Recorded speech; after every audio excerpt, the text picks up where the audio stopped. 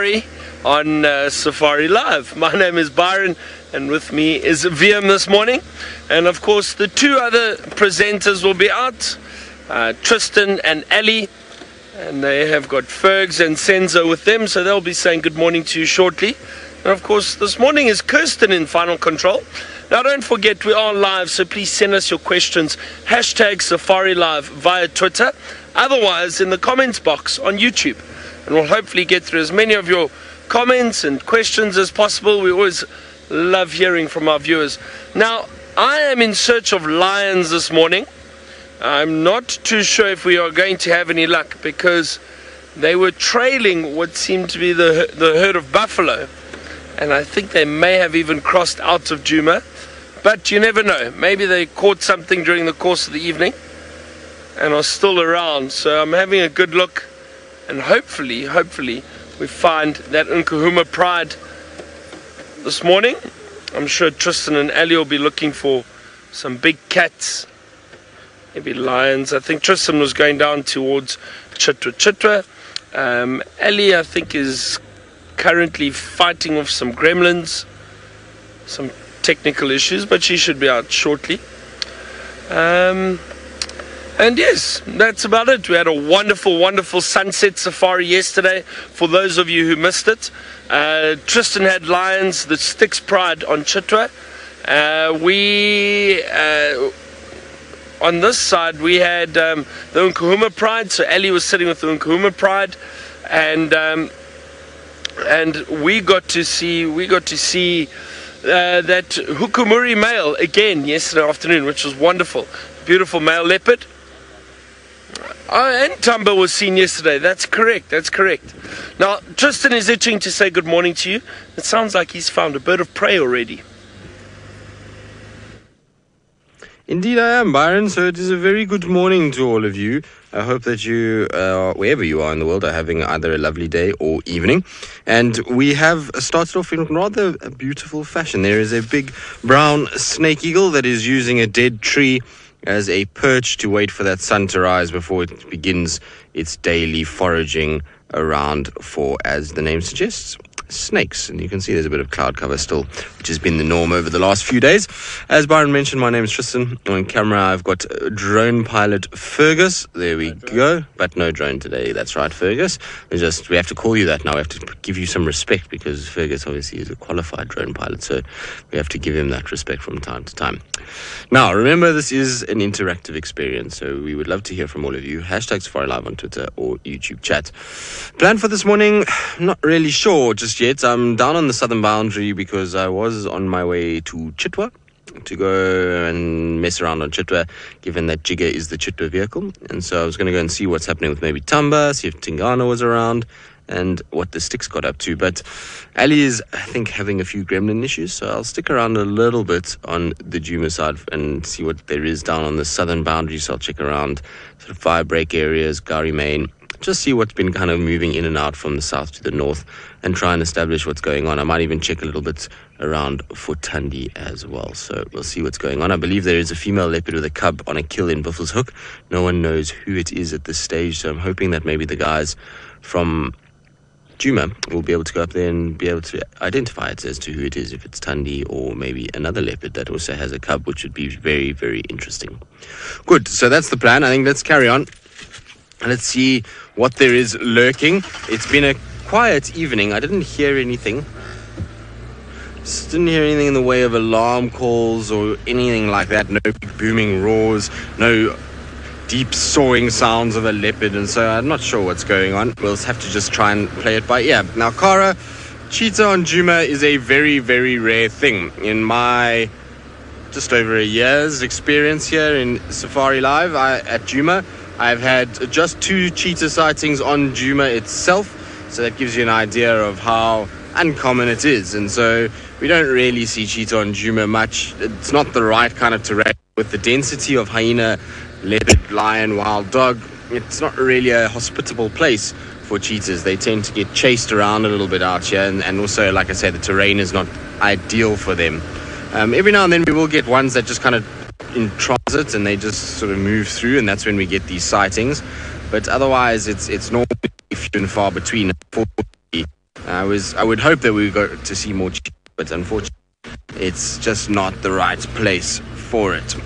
Good. Now I'm going to go in search on the southern boundary, see what's happening. But while I do that, let's head across to Aaron, who is to find the Djuma Pride. Hopefully he'll have some luck, and hopefully they didn't cross west into Arathusa. Well, I hope so too, Tristan. I'm going to be searching very carefully for these lions this morning. I would like to find lions. I haven't spent time with lions in the morning for a while. That's always great, because usually they are still very active, moving around and possibly hunting. So let's see. Now, I've just been scanning the trees a little bit too, and for some reason I find it very strange. I haven't seen any chameleons. Well, chameleons are usually very active in summer, and they are around. Maybe the foliage is just so dense at the moment and we can't see them. Perhaps. I don't know.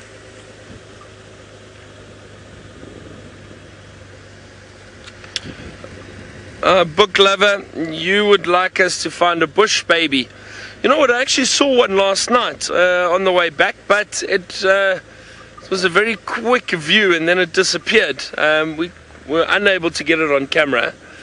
You know what, book lover, I think now in the morning I don't think we'd have a good chance. You'd have to join us this afternoon again for a sunset safari. Maybe this evening we might be able to find one or two. Generally the best time for bush babies. They are nocturnal, so we'll try then. And it's the weekend. It's Saturday today. Hope everybody has a wonderful weekend.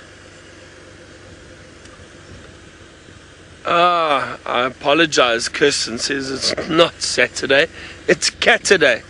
Alright, Kirst.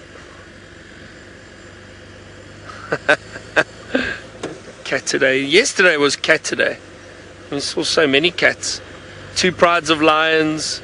There were okay, Feline Friday yesterday. Sure.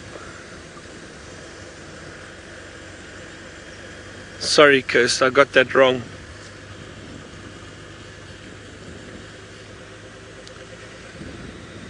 Now I'm just trying to have a look here for any sign of this pride. Any tracks. I'm coming out, maybe crossing the road.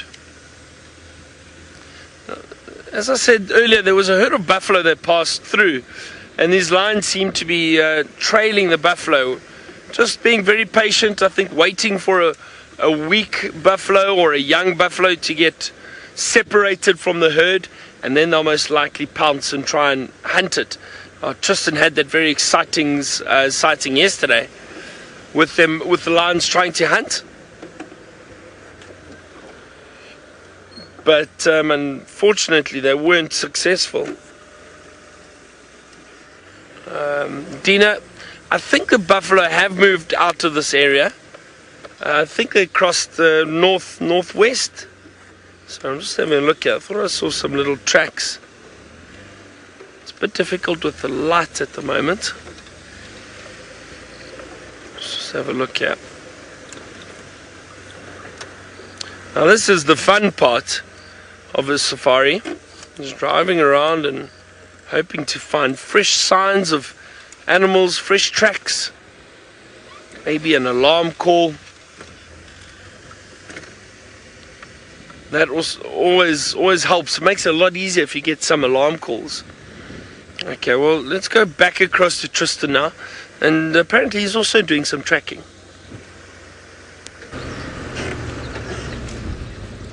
I am? I didn't know that I was tracking. I haven't found any tracks of anything. I was removing a branch from under the car, which is stuck.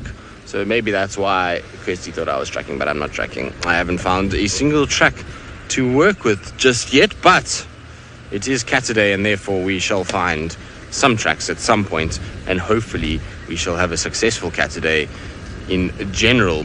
Yesterday the cats certainly were out to play and we're providing a serious spectacle, so hopefully it'll just continue and we'll get that going into Catterday, and well, as many days as we can possibly have of these wonderful animals. Certainly has been an elephant-filled month so far, which is not surprising, I suppose. Plebeian, animals to see in the first thing in the morning: lion, leopards, I suppose anything actually. It doesn't really matter. There's pretty much everything starts moving around now. So you've got your nocturnals that start going to bed. So things like civet, genet, honey badger, porcupine, pangolin, you can catch them now as they're kind of going back. And then you've got a situation where lions and leopards and elephants and buffalo, they all start kind of, well, I suppose lion and leopards also starting to look to bed down, whereas elephants and buffalo and antelope species are all starting to get going. So it's a kind of crossover period, and so you can really find absolutely anything in the mornings when you out, and that's what makes it so nice, and why we drive at these times of the day, because if you get out just before sunrise, you can catch any animal that there is out here moving around, and so you actually just never know what you're going to get. But like I say, it's a good time for the cats and a good time for our diurnal animals that are going to just start getting up and moving, so that's why we like to be out at this time. Now, there was a bit of light on the clouds, but it's fading very quickly. I thought we'd catch it a little bit. You can see a bit of it. There's a bit of kind of blues and purples. It's a much more sort of blue tinged sunrise than we had the other day. The other day it was all orange and looked like we were in a Mars movie at times, but now at least it's a little bit more kind of the normal skies. I'm going to try to get a little bit further forward away from this power line, Ferg, and then let's see, maybe we can actually see quite nicely. That's the only problem with Gari Main, is that we get these power lines on them that ruin our landscapes somewhat. But they are a necessary evil because they provide power to all the lodges out here, which... Christy, you want to see Hosanna, or you would love to see Hosanna today. I think you and probably most of us would love to see little Hosanna today. It's been so long since we've seen him. It's not really been very pleasant to have a Hosanna kind of hiatus. We get withdrawals when we don't see him for so long, so hopefully he comes back out and comes to play. Tumba has kept us entertained in the meantime, so hopefully we'll have a situation where, you know, Hosanna will be out this afternoon, or this morning, should I say, and we'll kind of have him frolicking about on Chitwa, or even on Djuma. Djuma would be first prize, actually, because we'd rather have him on Djuma than anything else. But our skies have faded massively, so they've gone from brilliant color to pretty dull very quickly, which is a bit of a shame. I'm a bit worried that we're going to lose signal where we're heading, Kirst. So hopefully we don't. I do apologize if there is a bit of a breakup, but I don't think it will be just yet. Right, now, because I'm probably going to lose signal fairly imminently, let's send you back across to Byron, who's still looking for any tracks of the Pride. Now, I'm just listening to the radio quickly. Give me a second, please. I'm just listening to what the other guys say. Copy that text. Thanks very much. I'll check around this area and we'll keep you updated.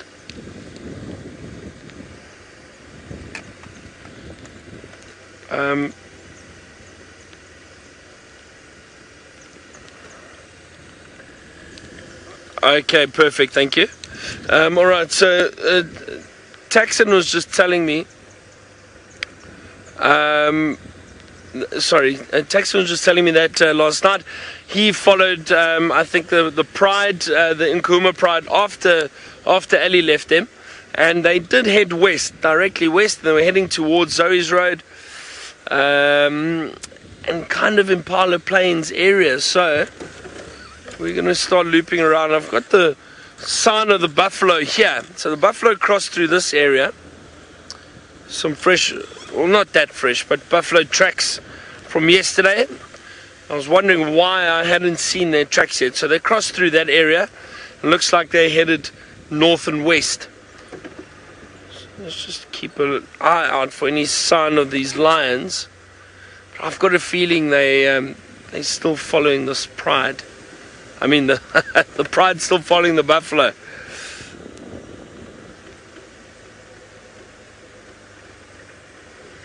Karen, yesterday, Hukamuri, well, yesterday afternoon, he was actually close to Galago Pan, so very close to camp.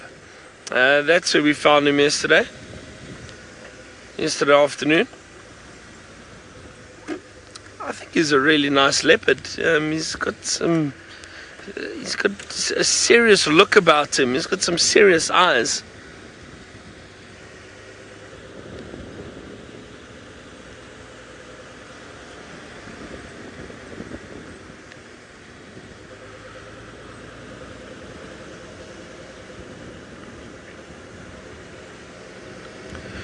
Tony Two Toes, I'm not sure about that leopard that was found. I'm assuming you mean the one in Biffle's Hook, the female with the cub. I don't know. I think Tristan was trying to find out from the other guides to see if they knew who it was. I don't know. I'm not sure. I didn't hear anything. But I don't know. I've got a feeling... Well, actually, I don't know. Tristan will probably know, but better from hearing from the other guides. I think they've got a few groups that they chat to, and so yeah, they chat to each other on there. So probably Tristan will be the best to let us know.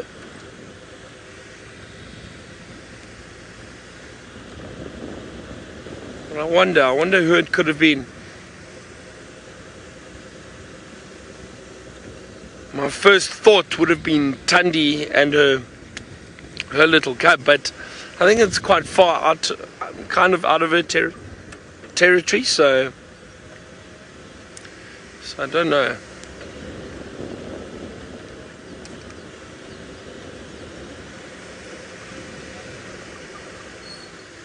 Well, I see Taxon and a friend of mine, or both friends of mine, Taxon and Fenaughty. Fenaughty is a tracker that works here at Djuma, and him and I actually used to work together for a while. When he started at Londolozi a few years ago, and then he moved up here. But when he worked there, him and I did work together, so I know him quite well.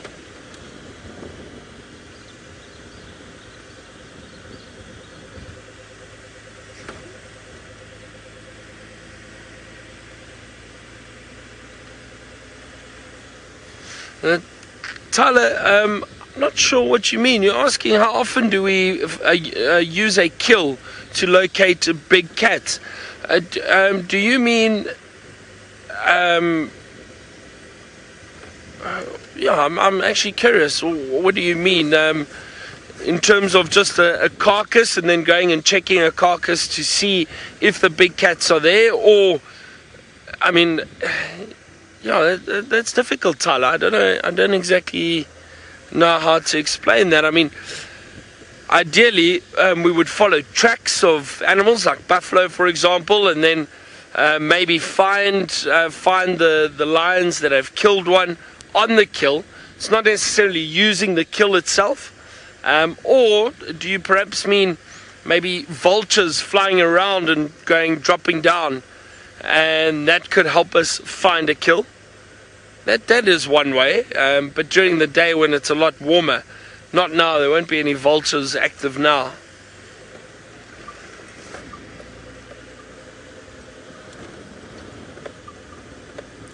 If you're asking, do we put a kill out to attract the predators? No, not at all. We don't do that. So that doesn't work.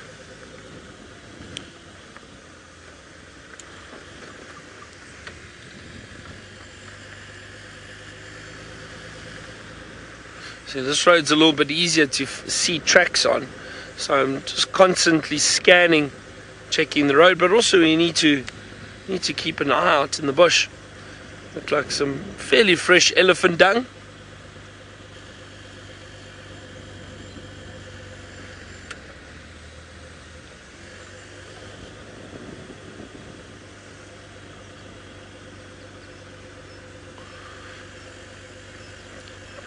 Okay, well, I'm going to continue this lion search. Let's go back to Tristan. Maybe he's got some information about that leopard that was seen yesterday with the cub. I'm not sure which leopard you're referring to, though, Byron. Are you referring the cubs that were seen on Buffle's Hook?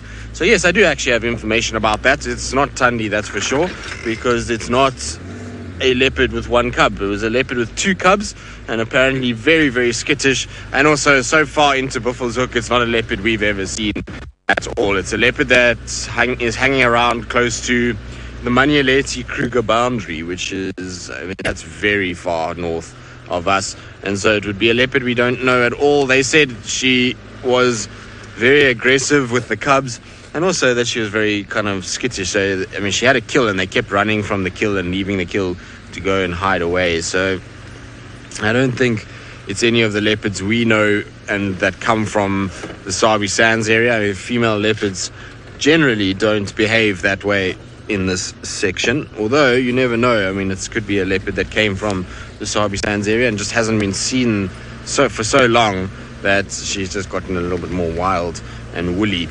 But interesting nonetheless. It's always nice when you hear of leopards and cubs close by, and that is as close as we could possibly sort of imagine.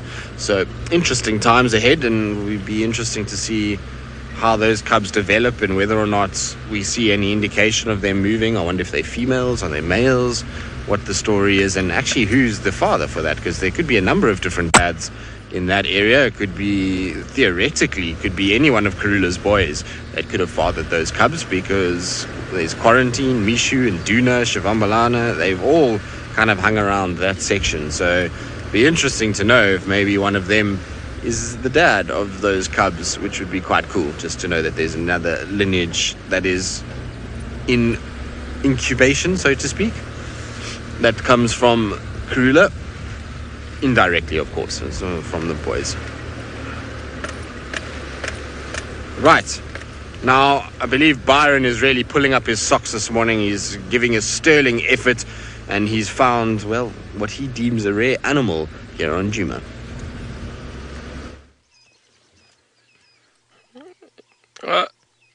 Tristan, look at this. I have not seen a giraffe since I've been here, so this is a wonderful surprise.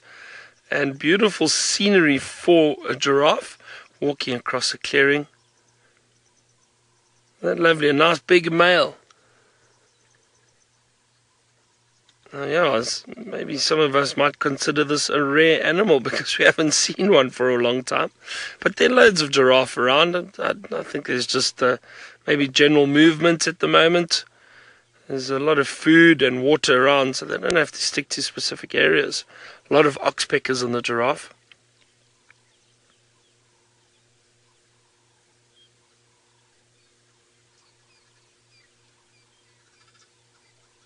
It's awesome. I do enjoy seeing the giraffe. Jacqueline, you say thank you for the giraffe. I know a lot of you were asking for giraffe and wondering where they all are. Well, I'm not sure. As I said, there's general movements. They tend to, they can go anywhere. There's so much food and water around, as I was saying. This is a beautiful big male. I'm just scanning to see if there aren't others around. Giraffe don't really have a strict social structure. You can find a male by himself. You can find a group of females together, a group of males together. I saw, when was it?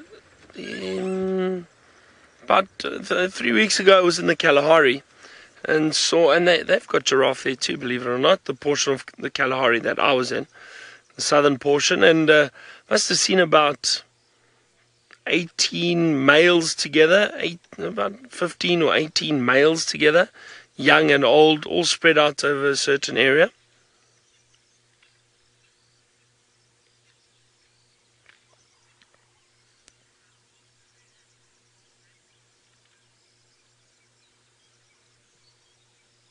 Rick, the giraffe, I think they might perhaps feed on some of the marula leaves, but I've never seen them actually eating the marula fruit. So Rick, I don't think so. I don't think they feed on the marula fruit. I'm almost certain they don't.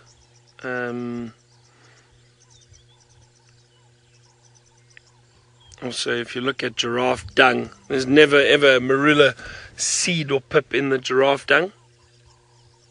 I heard some commotion to my left. Just trying to listen out. Perhaps it was an elephant breaking a branch.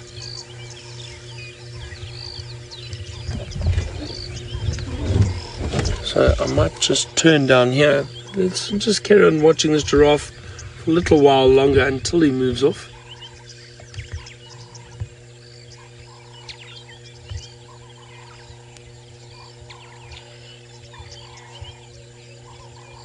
Also sitting quietly like this and enjoying an animal like a giraffe might help you pick up on the sound of other animals.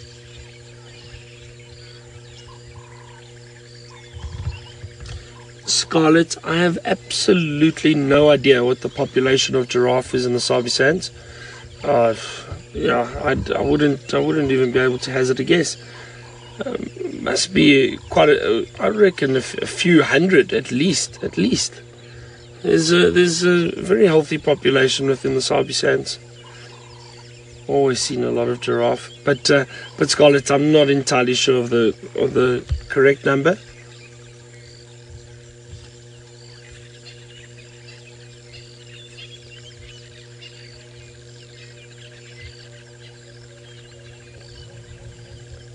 This is quite a dark male. You notice those patterns on the back. Very dark. Now, generally, the older they get, they do get a bit darker. But there are also theories just that genetically some giraffe are just darker than others.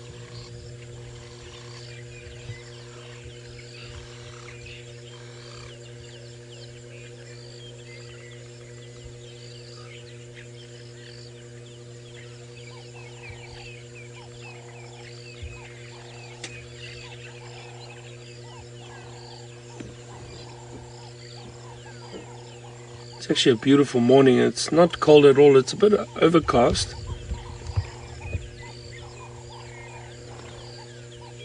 But it's about 22 degrees Celsius or 72 degrees Fahrenheit, so quite warm for this morning. Gizmo, a giraffe, as I was chatting about the social structure, and it's not unusual to find a giraffe by itself. You may find, usually they are in groups though. But for a big male, yeah, he'll move around by himself, possibly looking for females at some point.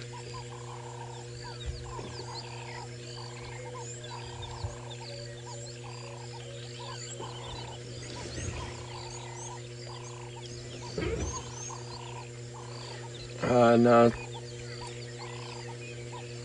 I'm just listening to a quick message from one of the other guides.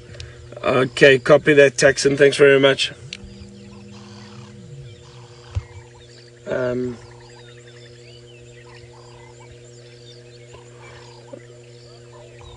So it sounds like, just as we thought, the lines did cross west. They did head west, and they've crossed into what I think was Arethusa.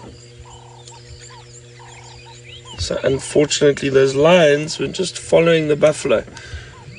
You never know, they could perhaps loop around a little bit later, maybe come back this way. But it sounds like our lions that we saw yesterday are gone. They've moved off. Okay, well, I'm going to head down this road and investigate what that sound was. While I do that, let's go across to Tristan, who's got a rather beautiful antelope. I do indeed. I've got a beautiful kudu female that is sitting on top of a termite mound and just gazing out over the landscape. And you can see it's kind of sniffing, ears are moving and listening as it takes in the dawn chorus and just kind of probably makes sure that there's not too many threats around. Now, I don't see the rest of the herd. They must be here. I don't think they'd be very far away. Generally with female kudus, that they're not very far from each other. You find that they try and kind of keep together in a small grouping, and so it's interesting that she's, for now, looks like she's by herself. But very common to see kudu on mounds like this. It always looks really cool when they're up there because they're quite big antelope, but they do this regularly. And now, sorry, Kirst, you broke up badly there. I couldn't hear exactly what you said. Just can you repeat?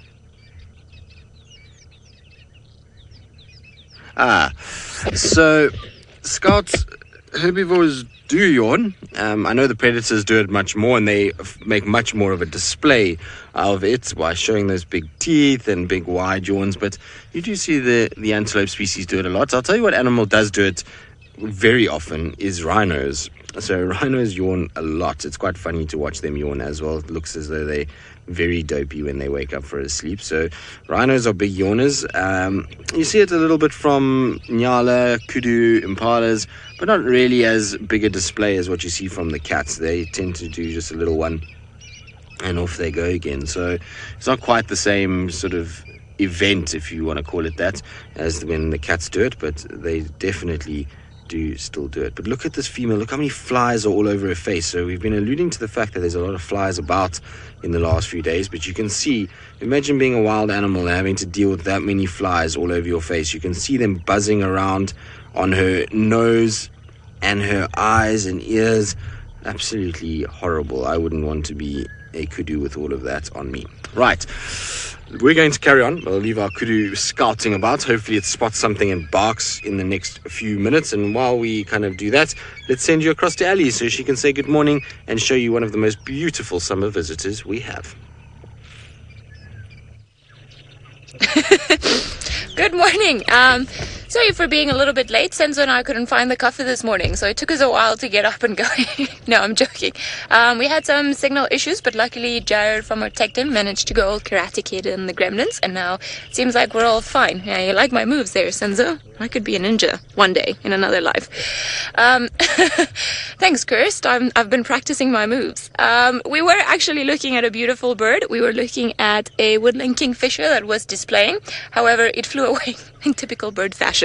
So, there's something up ahead that I would like to show you all as well, as we've been doing a loop around quarantine. And it's quite a funny sight. I don't think the lodge is going to be too happy about it, but it is a happy, well, not a happy, funny thing anyway. Now, as you all know, if you've got any questions or comments, please send them through using the hashtag Safari Live or using the YouTube chat. And did somebody put it up already? No, that must be the other one. All right, we're about 2 seconds in, and of course we've had a very big amount of elephants moving around here during the whole night. The marulas are all fruiting around quarantine, so this area has become particularly delicious.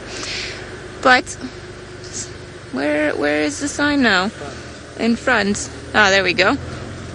Oh, I thought I was going crazy. Now, this is what happens sometimes when elephants get a sugar rush and they don't get their way. They knock things down. Now, this is the Djuma research campsite, or the board, and it seems like one of them, and we think we actually saw it all the way running across quarantine, because I'm sure it knew that it had done something that it was not allowed to do. There is the culprit's footprint, and I think it perhaps came to try and scratch itself against it, and then because it's been raining so much and it's been damp, actually the sign then flopped onto the side.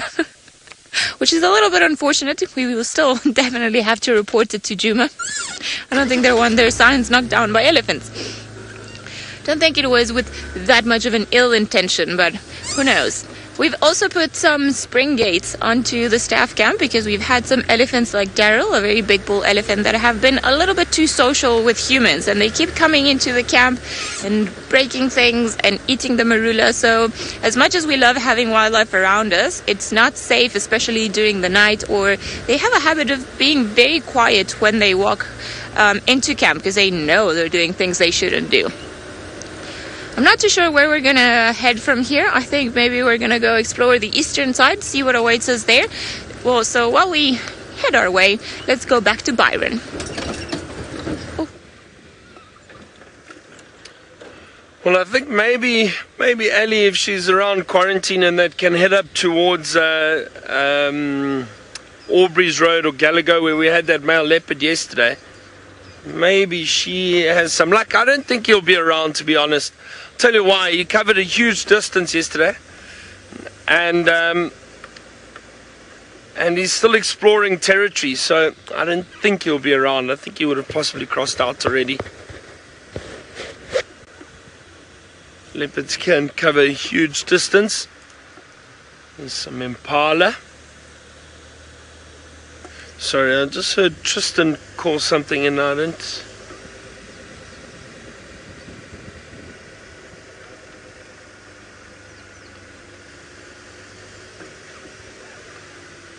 Sorry, I'm just listening to where Tristan is.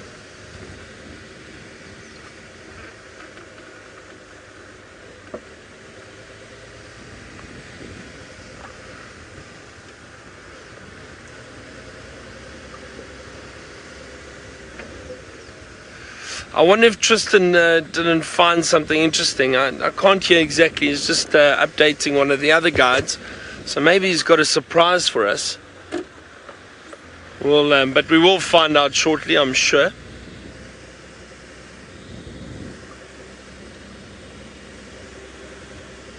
And then see what we can show you.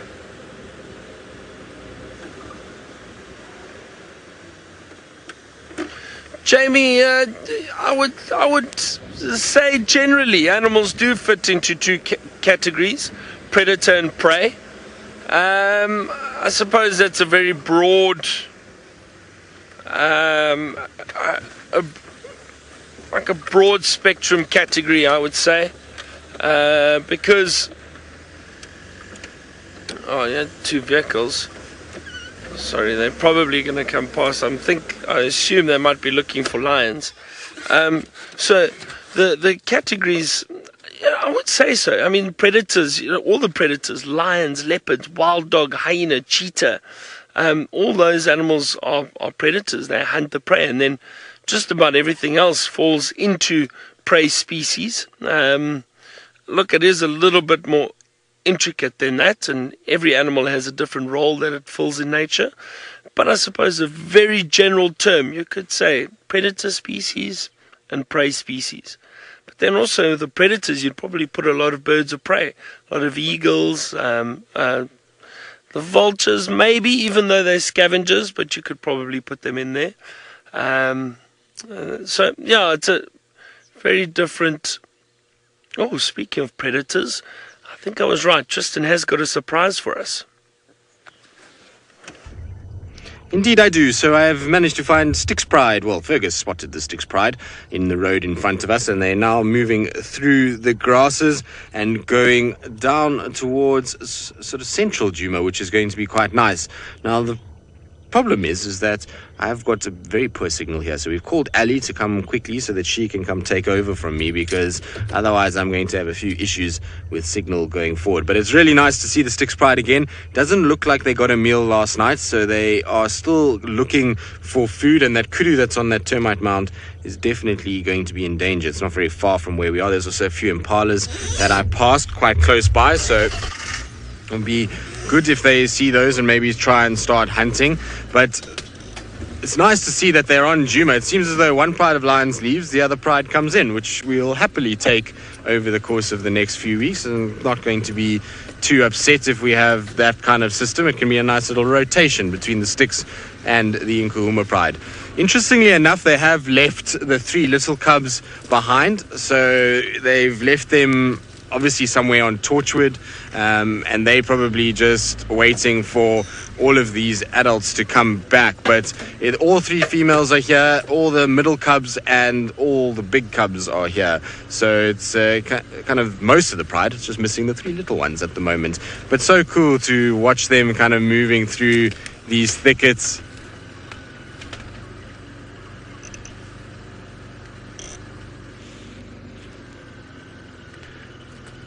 Patrick, this is a question that has been asked before, and one that there is no real definitive answer. So you're asking about cubs and kittens, and so the thing is that it seems as though wild cats in particular, so any of the cats that occur in the wild areas of the world and that are slightly bigger, are known as cubs, so things like the big cats, most of them, so mountain lions, jaguars, lion, leopard, cheetah, whereas the smaller cats, so things like wild cats, servals, the caracals, those are all known as kittens. So it's more a size thing than anything else. But there's no definitive term as to why there are cubs and kittens. It's essentially, it's just the bigger cats are called cubs and the smaller cats kittens.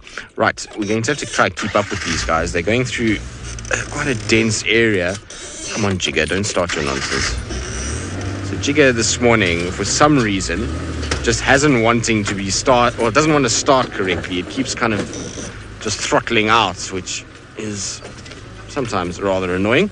I believe it's fairly normal, Fergus tells me, for Jigger to be this way.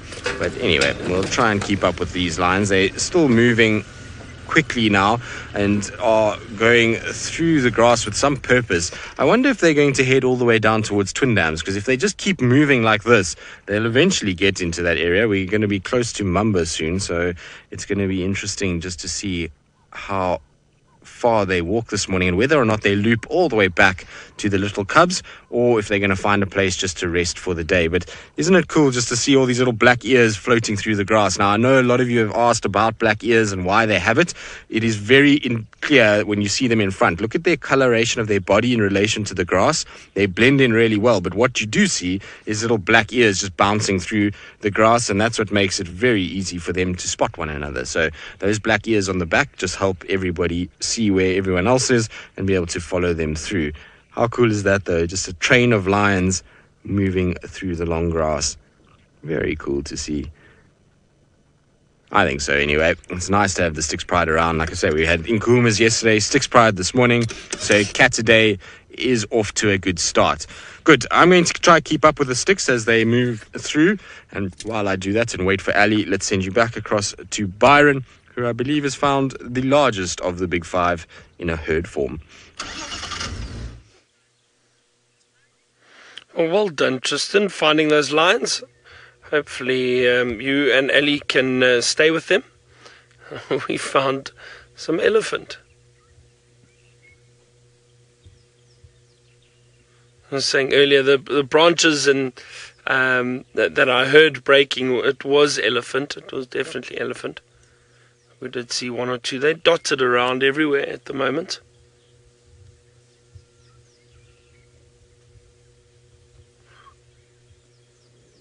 There's another young one off to my right. Just going to move forward slightly. Sorry, Via.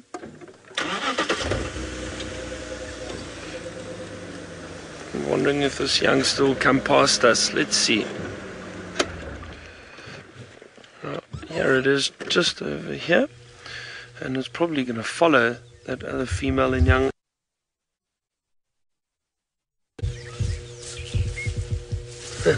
Awesome. This lovely start. Tristan and Ali enjoy the cats. I definitely think I enjoy the elephant more.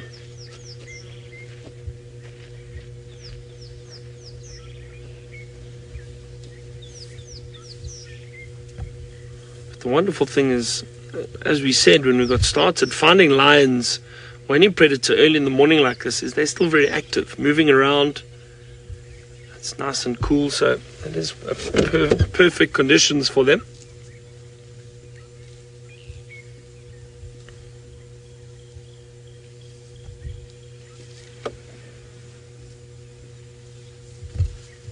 Very peaceful morning.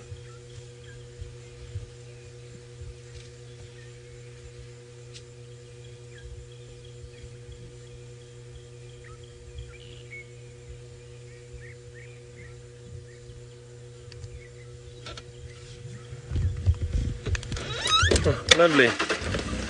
There they go. Well, I'm sure there are a few more elephant around. All looking for marula fruit. Well, believe me, they don't have to look very hard. There's marula fruit everywhere. Our camp is still littered with marula fruit because there's a beautiful big marula tree in camp.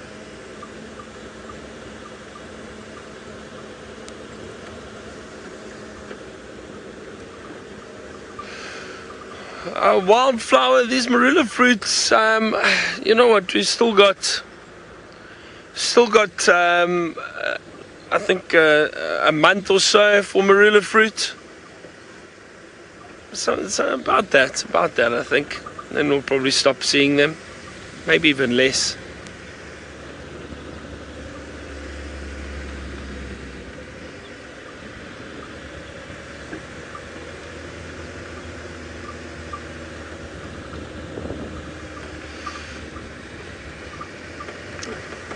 Now, I'm not sure what we should do. I think VM wanted to go up towards the northern boundary, Buffelshoek side, have a look for any sign of leopard up there, because we saw that male yesterday. Now, I think Ali is heading down towards those lions where Tristan is, and Tristan's going to go on to Chitwa.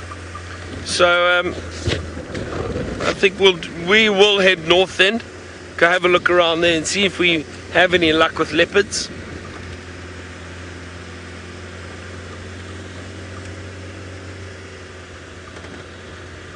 Okay, well, speaking of the lions, let's go back to Tristan. He's still sitting with them, or trying to follow them at least. Indeed, I am. They've at least slowed down a little bit. Although, actually, now that I look at them, there's some big full bellies. So they did eat last night. They've eaten, I didn't realize the young ones, how full their bellies are. And this back female has got a big belly as well. So they definitely got something small last night. Maybe an impala or something like that between them. But there is some food in those tummies for sure, which is good news. Now, one of the young males is right at the back, who's probably the worst affected of mange, is going to come past us fairly shortly. There he is. That's probably the worst affected one, but still looks okay, and I'm sure will be all right. Now, I've got to try and get through this next little thicket and try and keep up with these guys, because it's not very pleasant in here.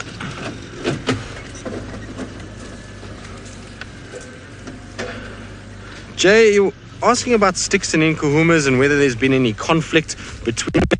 Now, hopefully we're not going to lose reception because our aerial just went down. There we go. Aerial's back up. So I'm sure they have clashed at times. I've never seen any sort of actual big fights between them or any videos of them fighting massively with one another. But they, I'm sure, have clashed at times. They've both been around for so long, these two prides, that it wouldn't surprise me at all if they've come into contact with one another at some point in the past. I've just, like I say, never seen them really get into a big fight. I think, though, what you would find is if they did come into contact now, the Nkuhumas would certainly boss that interaction. Because of the 5 females and because of the sub-adults that are just so much bigger than these youngsters, there might just be absolute pandemonium. And I think the 5 sort of adults of the Nkuhumas would definitely be able to take on the 3 Styx. But it would be an interesting fight. I think there'd be a lot of kind of growling and carrying on, and I think a lot of confusion would reign, particularly with these little ones. The little ones would probably get very confused as to what's going on. Now, it looks like they're looking for a place to lie down. There we go. So once the females start going down like this, then generally it's an indication that they're starting to try and find somewhere to rest. So I think full bellies, maybe this is where they're going to decide to take it easy. Let's see. Yep. One by one, these little bottoms are hitting the ground. Now, Tax is calling me. Yeah, Tax, they've just gone stationary now, just north of Mamba. But on this Makulu game path that comes out at that road that goes south, if you just come north from there, you'll find me. So I'm just going to reposition quickly because it looks like they are going to lie down a little bit. Although the females, 2 of the females are still moving, and that might indicate that the rest will get up again. The one female's collapsed completely, but she's a female that's got the most food in her tummy, and so maybe that's why she's resting. Although I think the other female in the distance is also laid down, but there we go. You can see the cubs probably want to rest as well. They've got full bellies, and so they're probably tired of walking around after making a kill, and so they want to probably try and take it easy. Although the other females are still pushing on, which means that everybody is probably going to unfortunately be dragged with them. Yep, it's one by one they'll start getting up, and we'll find a situation where the other females are dragging the pride a little bit, and that's why everybody's still walking. Would have been nice if they had lay here, because it was such a beautiful spot. Robin, for the most part, yes, they do hunt almost every day, but they're not successful every day. So lions probably only get sort of 3 out of every 10 hunts. They'll get food out of it. And so they do hunt a lot, but they're not always successful. The thing is if they catch something big like a buffalo or a giraffe, then no, they're not going to hunt every day because they'll sit with that meal for 4 or 5 days and enjoy it. But as soon as that meal is done, then you're going to have a situation where they're going to be kind of hunting again. So anytime they're moving, there's an opportunity for hunting to take place. But the rest of the pride is all kind of pushed forward. Now this last lioness is also up, so let's just carry on with them and try and keep up with them as they go into a thicker, denser area. I wonder if it's maybe just that they move because they know the sun is going to be a little hot and it's going to be a bit of an issue. So we're going to just see if maybe that's why they move towards a little bit more of a thicker area, which is just on my right-hand side.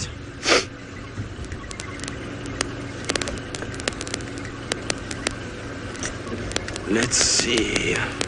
No, females are still moving up in front, so they're still going quite quickly. So I don't think the pride is going to lie down just yet. There you go. You can see one of the females just ghosting past, and the other 2 females are quite far ahead already. So the sub-adults are being left behind again, and off these guys go. I think once they find water, they're going to drink at water, and then they're going to hopefully lie down, and then that's going to be, I think, it for the day. But definitely they got a good meal last night, which is good. I mean, it didn't fill all of them, but some of them definitely have nice round bellies. So some got more than others, particularly the younger cubs. They seem to all have got nice round tummies. The older cubs don't seem to be as full just yet. But I'm sure they'll try and sort of hunt again at some point and get more food.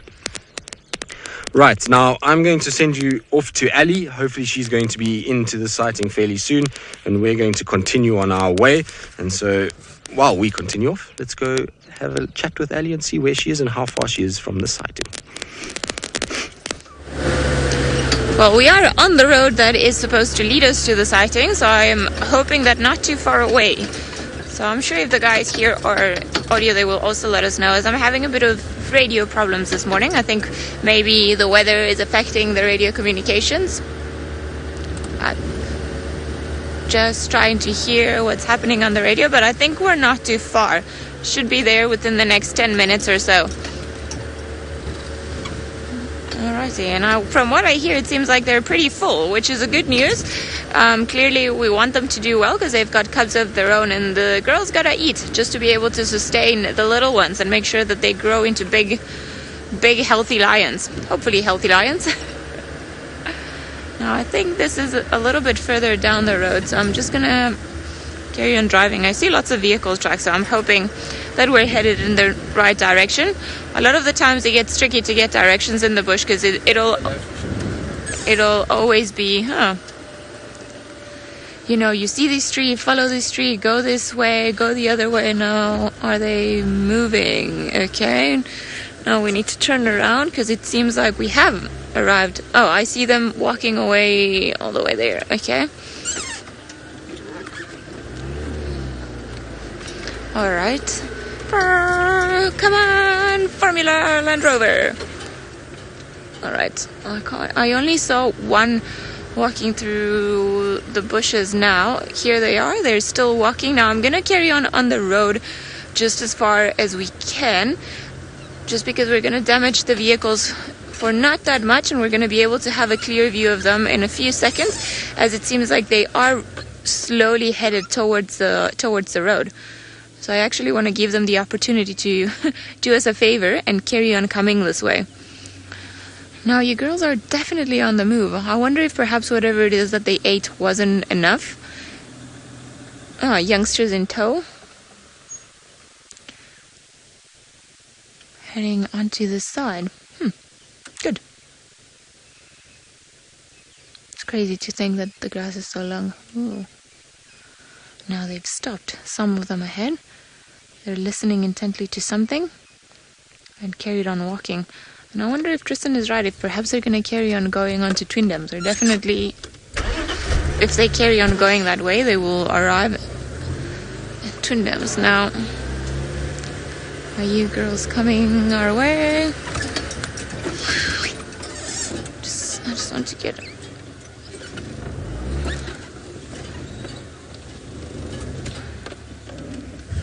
Emily, go girl. It's a bit of a mystery, to be honest, as to how they communicate or how the cubs know to stay back when the lionesses go for a hunt. Sometimes there's not even a cue that we can hear. They don't make a sound that we as observers can hear, and I think it's a bit of practice and communication at a level that we are not fully or cannot be fully aware of. I think it's also just instinct, them knowing that it's time to move. Probably they can all feel the hunger. Now, 1, 2, 3, 4, 5, 6, 7, 8, 9. Hello, guys. Best time of the morning is lion time. Although Tristan will probably say leopard time. Hello, you're all looking actually well fed, so you definitely had something during the night. They're just in front of us, so I'm not too sure. I just want them to get through this particular patch so that we can then try and get them walking towards us. But it's slightly thick on the side, so all they've got to do is just walk through this little patch, and then we're going to try and do that as it gets a little bit more open further down the road. Beautiful. Beautiful. It's amazing to see such big pride of lions. There we go. There was something. Yeah, it sounded like something.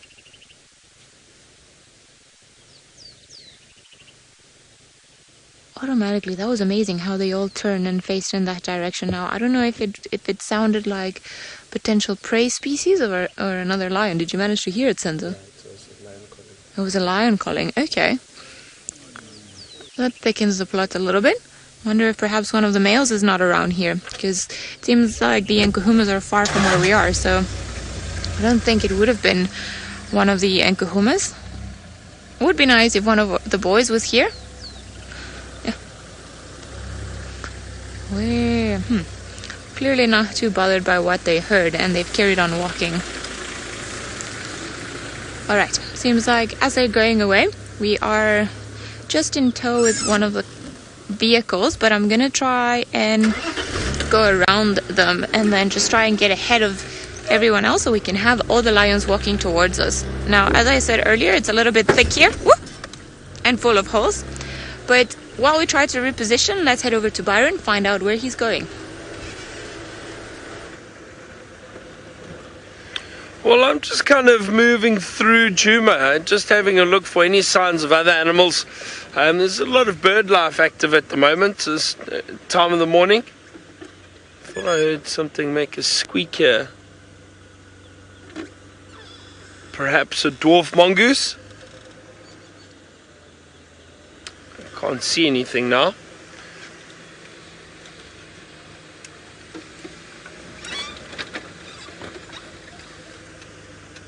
Sorry, Viam. I think I'm seeing things. Just having a look here quickly.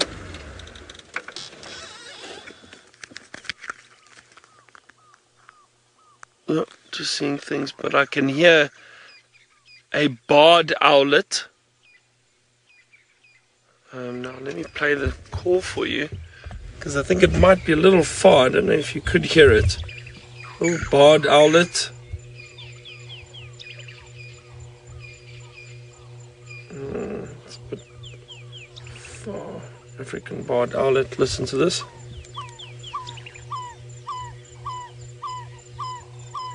That little sound.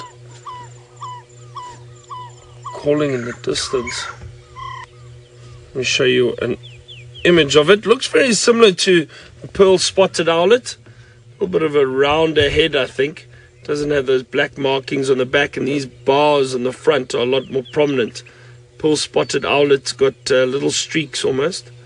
Let's see, yeah. And also, let's see if there's a picture of the back.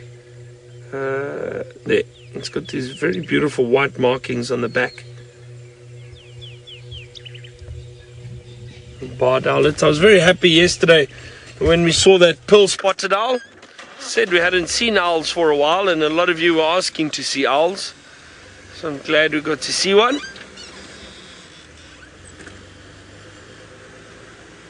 I think it's wonderful with Tristan and Ali searching for leopards and lions. we can just drive around and look for some of the other smaller interesting things out here. I don't think VM would be too happy with that. He wants to see a leopard. I'll try though, VM. I promise I'll try.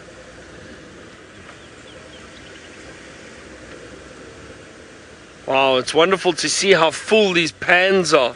The last time I was here, all these little waterholes, they were really dry, completely dry. So wonderful to see how much water there is now.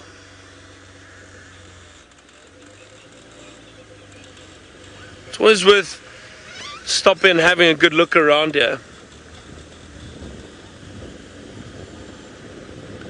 because you never know, you could get predators coming to drink.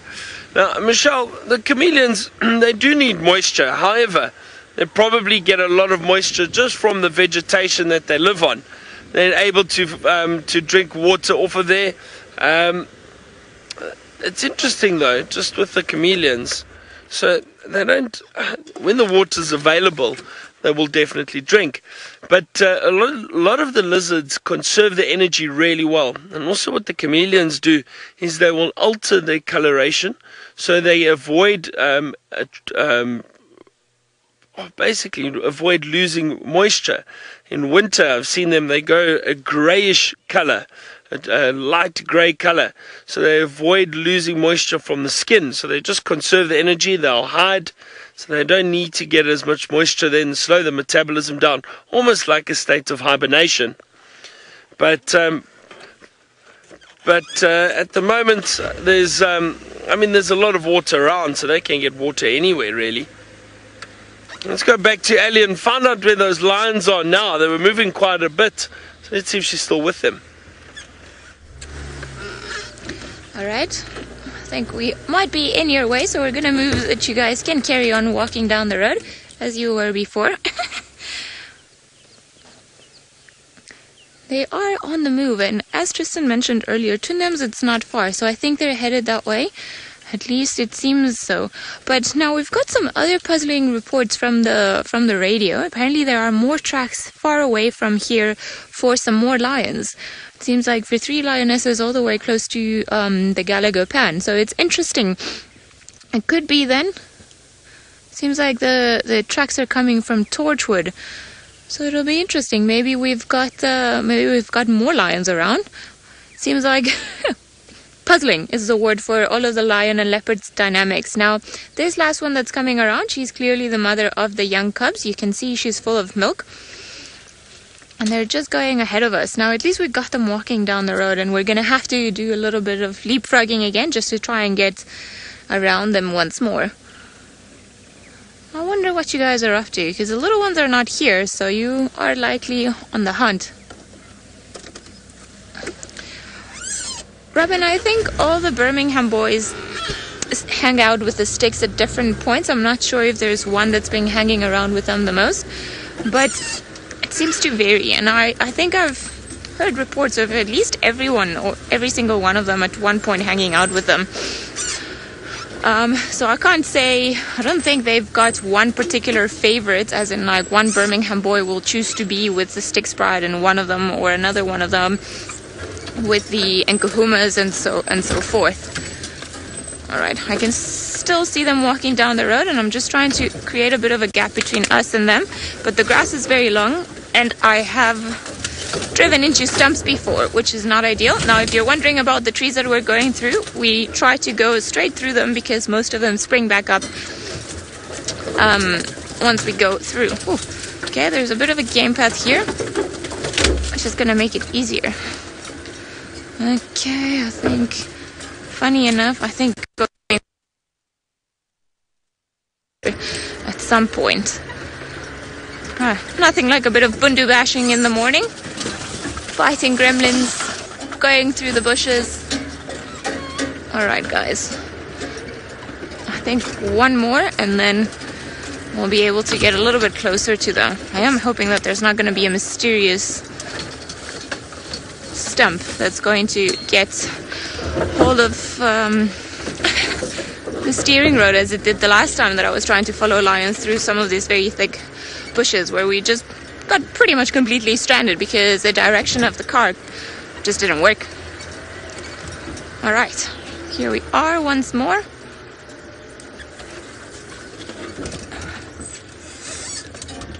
Oh, now you guys are heading out of the road. Okay, I can go onto the road then. Here we go. It's a bit of a tricky one. And there are a bunch of pans in between this block. And I know Thandi likes to use, or used to like to use, these pans. I haven't seen her around here. So I'm not sure if they're going to head that way. Perhaps, and I wouldn't be surprised that they have actually a shortcut to get through to Twin Dams through the bushes rather than using the actual roads. I mean, it is easier to be them than a Land Rover. They don't have to respect the roads.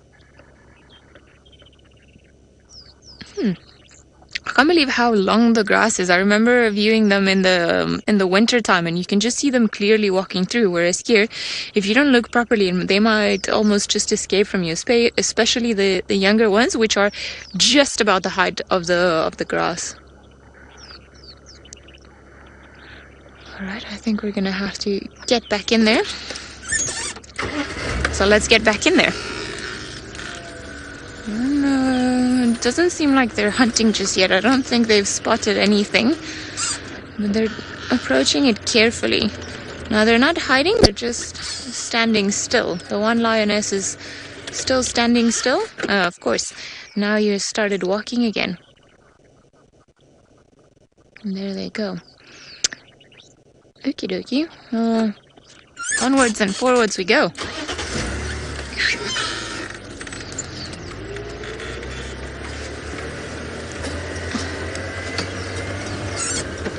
Alrighty. No stumps for us.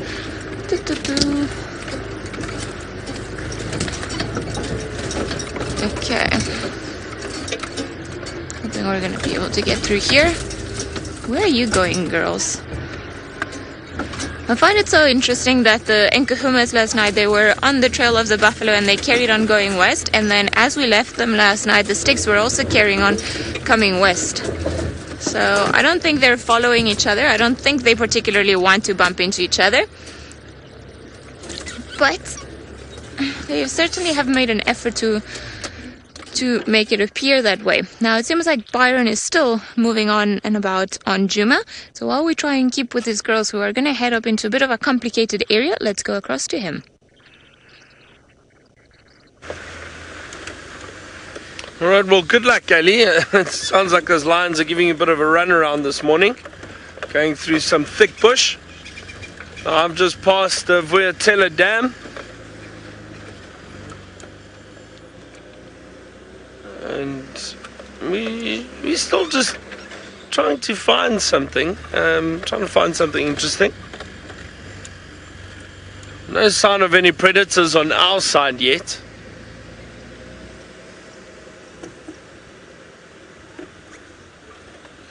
Can't believe every time we drive past the dams with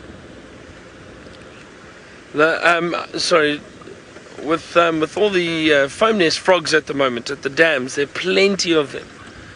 Every dam we drive past, there are foam nests around, and they stand out quite a bit, obviously, with them being so white. Sorry, Kirst, what was the name again of that person that asked the question? Can you make it out, Vip? CC species or so CCCC or species. Sorry, a bit difficult to hear on radio. You were asking about the biggest danger out here. Well,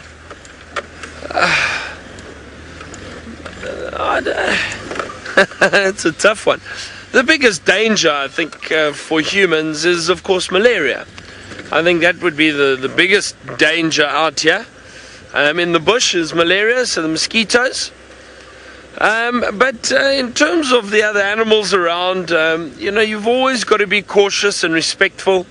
I know some of you sent through a video, I don't know exactly where it was, but of people watching a herd of elephant, and these elephants turn and charge the vehicle and hit the vehicle, and the one elephant actually broke a tusk on the vehicle, which is not great. But you know, in that situation, I think, I don't know, I always think situations can be avoided, dangerous situations can be avoided. I think if you're respectful, careful, and understand the animal's behavior, you should be able to avoid situations. Look, I'm not saying that you're not going to run into a bit of trouble now and then. I think that's inevitable, especially if you're out here all the time. But I do think most situations are avoidable, and it might just be a mistake on the guide's behalf. But I think in terms of danger out here, look, for me, I think it would be hippo and buffalo, to be honest, because they're quite unpredictable animals. If you're very close to water, always be very aware of hippo that might be around. And then if you're walking through the bush, buffalo. On the vehicle, though, you really are quite safe. I don't think anything would really bother you, bar the odd elephant if you really upset it and didn't notice the warnings and move away quick enough, if they were upset. Yeah, I would say that. Lions and leopards, you do have to be careful, but generally they prefer moving away. And speaking of elephant, I'm going to sit with this elephant. It's just those lions have started to drink. Let's go quickly back to Ali, and then we'll try to show you this elephant. It seems like these guys have managed to find the only puddle all around here, and I was pretty sure that they were going to head on to Twin Dams, but they found something on the way, so this would probably be enough to quench their thirst. And I'm pretty sure it's also going to be a little bit cleaner than the water that there is at Twin Dams. Now, hopefully they'll settle for a little while. They have been walking quite a distance at quite a pace, so I wouldn't be surprised if they're actually looking for something. Perhaps not enough food last night, perhaps they're still hungry and looking for other things, or perhaps they were just trying to get away from that sound that they heard. You can hear all the youngsters drinking.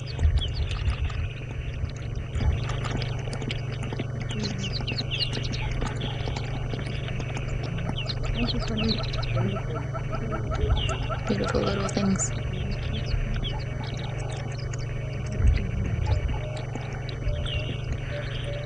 You guys, it seems like you haven't drank for quite a while. They're all very, very thirsty.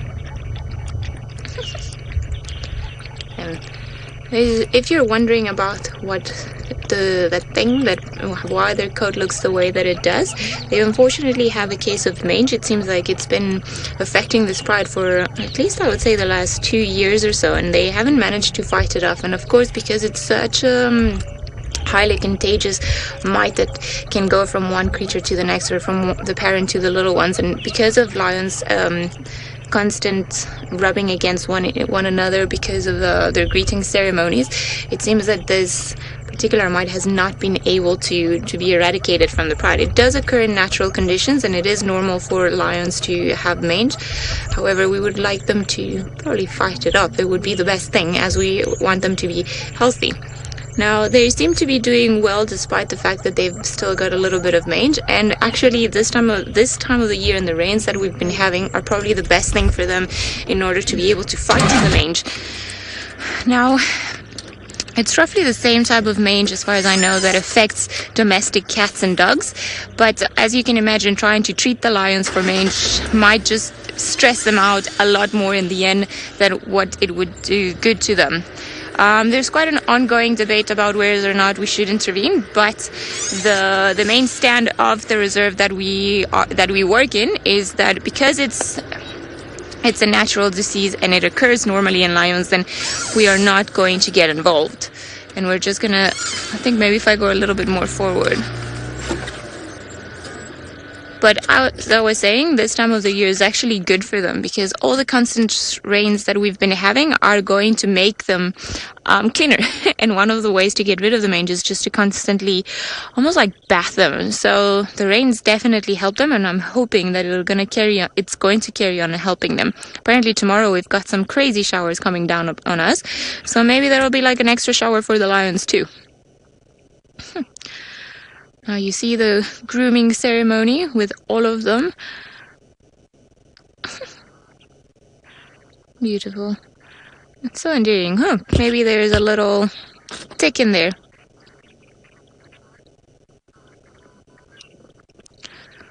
Sorry, Chris, can you repeat the question for me once more?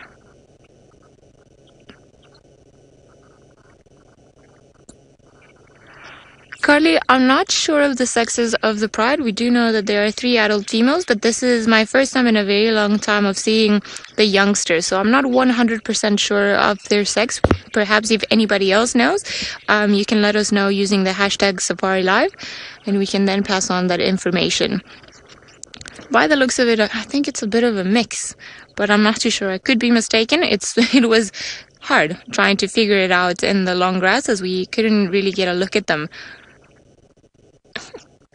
That's a very thorough bath from either your mom or your aunt. Trying to get all the ticks and everything out. You're doing a very good job. Very endearing when lions do this to one another.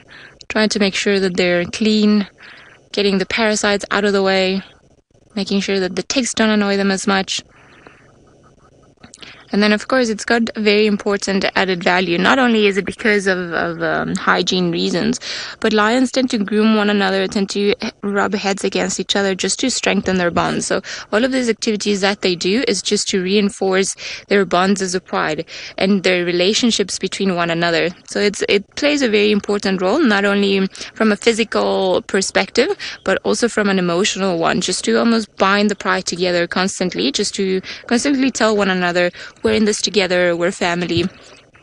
So it's a very special thing to watch. See all the lions aloe grooming and just doing it so peacefully. You see, they're getting all the tough spots. Even the youngsters here, I think it was pushed the wrong way around.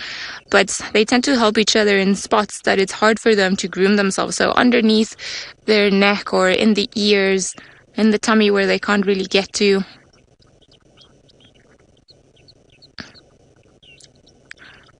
I'm sure that on the way here you guys picked up quite a few ticks. The grass is very long, and at this time of the year there's plenty of them around, so I wouldn't be surprised that they're trying to get rid of the excess ticks that they've that have caught a ride on them.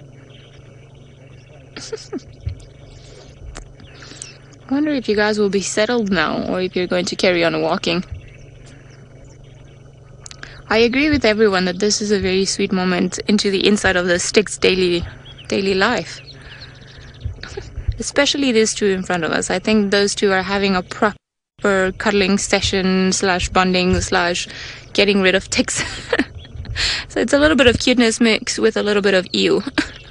I would imagine some of the ticks and the lions are very, very big and full of blood. But they're doing a good job at getting them out. Good job, guys. Good job. I think the little ones are, except for this one, the rest of them are starting to fall asleep, and I think the walk that they've done in the last few hours or from late last night until this morning has probably taken their toll on them. Maybe if they even ate for a little while, they had to go towards this kill and then eat and then carry on walking. I'm actually wonder if the Styx left their cubs far away, or if they're heading back to fetch the cubs, because by looking at the female that went past us, the one whose mammary glands were quite full of milk, we could see that she has not fed them in the last few hours, so that's probably why they're so swollen. It wouldn't surprise me if they're trying to head back to where they left them, just to then go and feed them, because they also need to be fed, but they can go for at least a day without feeding, so maybe they want to get more food and then they'll go back there. Tony, yes, they will eat the ticks. It's not like the oxpeckers where they will look for them as a food source, but There's beautiful head rubbing. But they will, if the ticks get caught in their tongues, then they might swallow them by mistake, but I don't think they will go to the extent of looking for them to eat them. It's more as in trying to get them out of the hair, and then when they get tangled in the mouth, well, they go in and you eat them.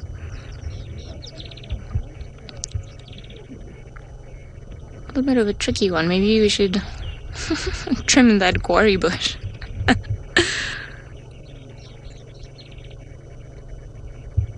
Now, it seems like the one that was leading the pride is this particular female. She was the one that was at the head of the walk at all times. And I'm starting to think that perhaps this is one of her cubs, just because of how thorough she's being with the head rubbing. She would still allow groom one of her nieces or nephews. It wouldn't really be much of a problem, but lions do seem to have they will recognize their offspring, and they have closer bonds with their offspring than perhaps with the offspring of their sisters or of their daughters.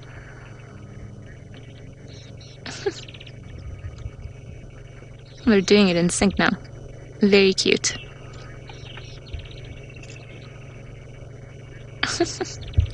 Trying to get behind the ears. Come, Mum, I can feel all your ticks here.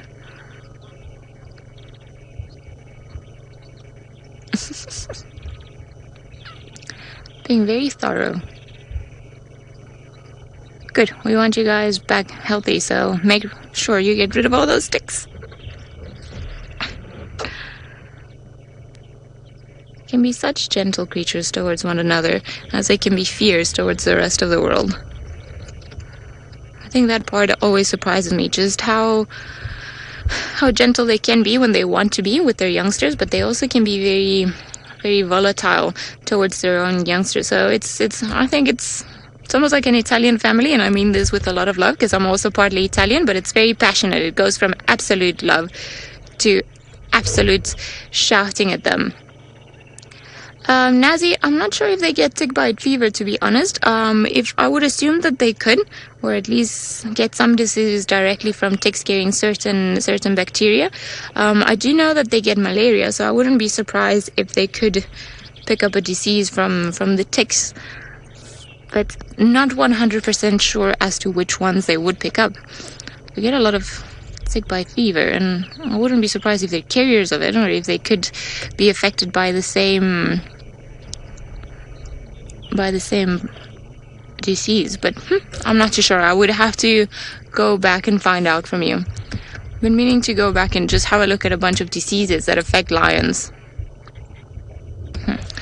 We're going to stick around with them, see what they get up to. Hopefully they're going to stay around this area for a while longer, but while we do that, let's head back to Byron. Well, we've had a little bit more luck so far. We've had tracks of a male leopard, but right on the northern boundary, on the Buffelshoek cut line, and some very upset rattling testiculars. I just want to have a look and see if maybe they see something. Could be anything. Sometimes the rattling testiculars are just highly strung, I think. I think they...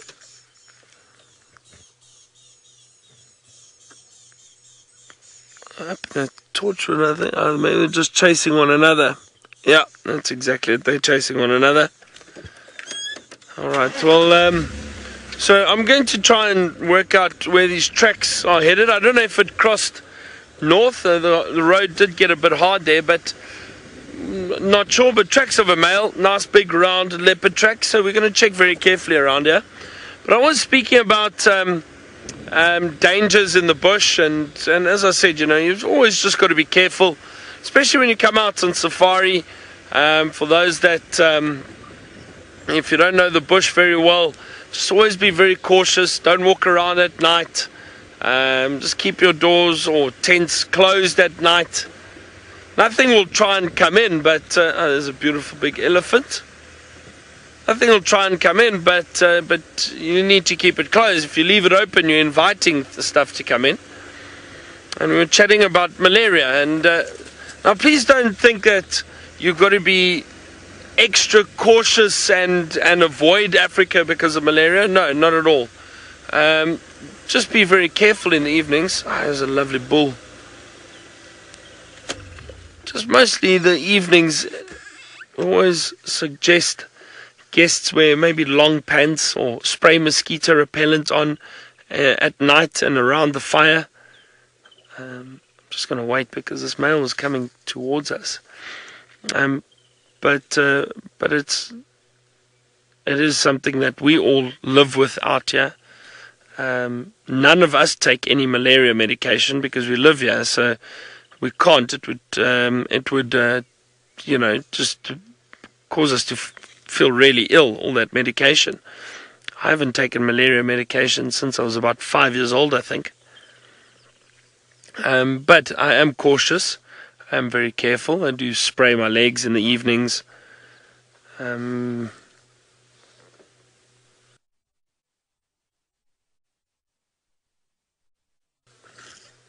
to go forward slightly, Vim. No, he's moving now. It's all right. There we go. Beautiful bull. So usually, what I recommend for our guests when they come out on safari with us is consult your doctor and just find out what malaria medication they recommend. Also depends which area you're going into. In most parts of South Africa, there isn't malaria, just up in this area. So if you are coming here, then maybe just find out and get the medication. Just take it while you are here. But it's very simple. If you get any flu symptoms, headaches or fever, anything like that, that's just a sign that you go straight to your doctor and say, look, I have been in an area where they have malaria. Would you please do a malaria test immediately? And do a number of tests. Don't just do one, because sometimes they don't pick it up the first time. That's a golden rule, and that's what we do.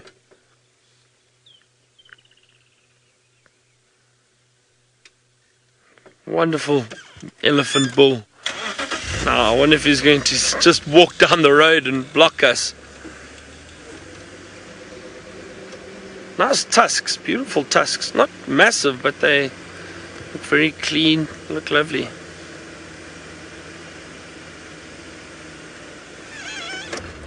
Now, I don't think he would be too happy with us driving right behind him. So let's see how he reacts.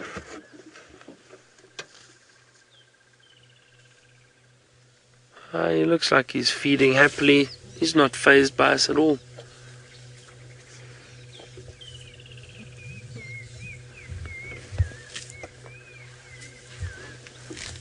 There's that beautiful black-crowned shagra calling at the moment in the distance. Chelsea elephants definitely have teeth. They've got a large amount of molars and premolars throughout their mouth, so that they can feed on all this vegetation. But Chelsea, what happens with the elephant's teeth is they actually wear down, and they go through 6 sets of teeth throughout their life. So as they feed, obviously, and you'll be surprised how the grass and the vegetation can wear their teeth down. So it wears their teeth down, and a new set grows in place. And as I said, 6 sets during their lifespan. But yeah, they've got a lot of teeth through the back of their mouth, and to obviously help feed on all this vegetation. Lots of flies. I'm going to move forward slowly to try and get another view of this guy.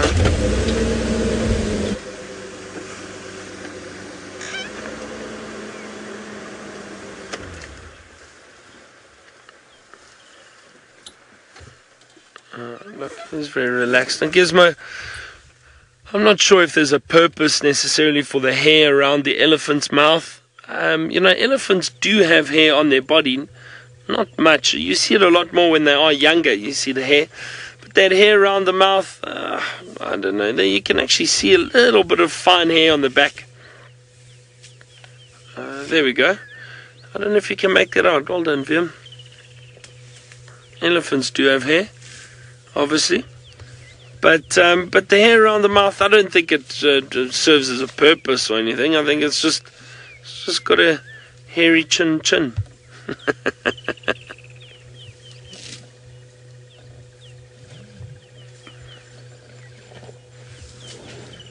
A little bit like me at the moment, with a hairy chin. Except I think the elephants are lucky. They don't go grey. Some of us do. Let's go to someone else with a hairy chin. I really hope we're going across to Tristan and not Ali.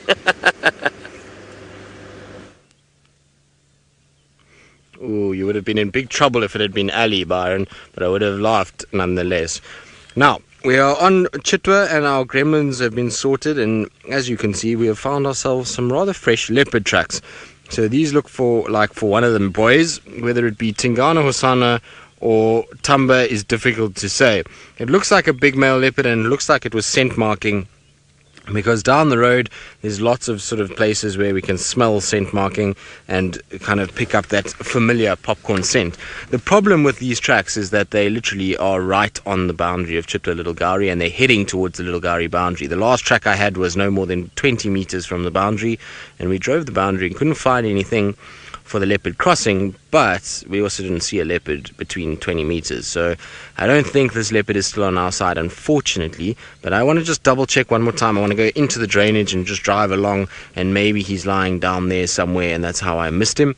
There's also tracks for a female and a male leopard on their Nets Chitwa boundary, so we've been driving around a little bit, so it's just tracks everywhere, and it's trying to decode exactly who it is in which tracks are whose, because we know that Tamba's got very big feet, and so him and Tingana is very tough to tell, and Hosana is also getting quite large now, so it's very tough between the three of them. So I'm not 100% sure who this is. The scent marking to me indicates that it's probably Tingana that was here. So I want to just try and kind of double check, recheck. Maybe I just missed him as we were driving along and just kind of didn't spot him, and maybe he's come back out again. But he came here, scent marked on this bush on my left hand side, and then we went kind of forward like this, and the last track I have is just rounding this bend a little bit, and then from there I lose it. I can't see if he goes left or right. I checked on the left side, I don't see any sign of anything, and so I think what he did is went down and dropped into the riverbed here, and the track on this side that says marking on a tree, and then there's tracks for Tamba coming in from last night. So it's all very difficult to kind of work out actually who's who and where all these tracks go, but hopefully we'll figure it out and we'll be able to find a spotted cat somewhere in this area. So while I try and look around for this spotted cat and see if I can find him, let's send you back across to Ali and the good Styx Pride.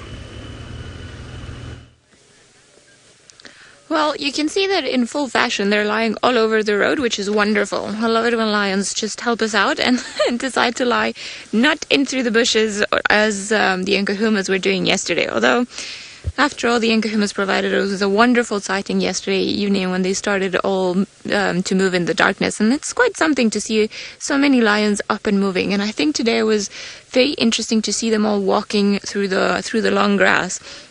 It just gives you an idea how hard it is to spot them sometimes.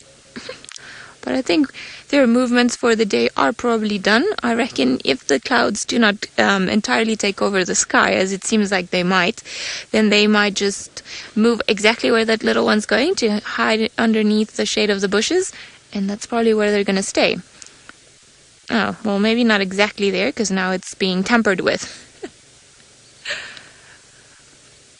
At least you were polite and you went to the bathroom somewhere else and not on top of one of your siblings.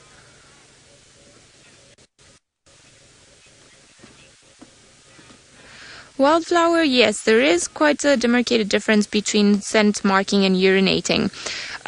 This youngster, for example, is still too young to scent mark, and they're only going to start scent marking when they become older. So I would say probably from 3 to 4 years onwards, and then when they actually become territorial. In males, it may take longer because they only start scent marking once they have a territory of their own, whereas the females might start doing it early. They will stay with their natal pride and therefore become slightly territorial with their pride earlier on. Now, urinating is just a normal biological process just to try and get rid of all the how could refuse that, everything that's filtered through her kidneys, if I can say it that way. And scent marking is done just to advertise that a particular area has been taken over, or that particular area belongs to someone. So they scent mark and they leave a lot of pheromones and just a stronger odor, I could say. And they do it in very conspicuous places. So they'll do it in certain bushes or in certain branches of trees, just to make sure that if a lion walks through that particular area, they'll be able to pick up all the pheromones that are there, which will give a clear indication as to who's done it and what type of status is in. Is it a territorial male that walked through there? Is it a female that's perhaps wanting to let one of the males know that she's ready to mate? So they've got, even within scent marking, there are a bit of different things that it could be, but urinating, although very similar to scent marking, is not necessarily done for scent marking territorial advertisement purposes. I think this little one still, it's going to be a while before you can actually claim to scent mark anything. Now, all the youngsters, and it seems like perhaps one of the adults, they're all going through a bit of grooming. So they're all getting rid of all the little things they might have picked up on the road here, and it's wet, it's sandy, so I think not only are they trying to get rid of all the ticks, but they're also trying to get rid of all the sand and all the seeds and everything else they might have picked up on their walk. They're very clean creatures. They don't like having all those things on them. Here we go with the young ones with their spotty legs. Their stomachs are looking good, I must say. I reckon that they had a nice meal yesterday evening. Could have been an impala, perhaps two, perhaps something bigger, maybe a nyala.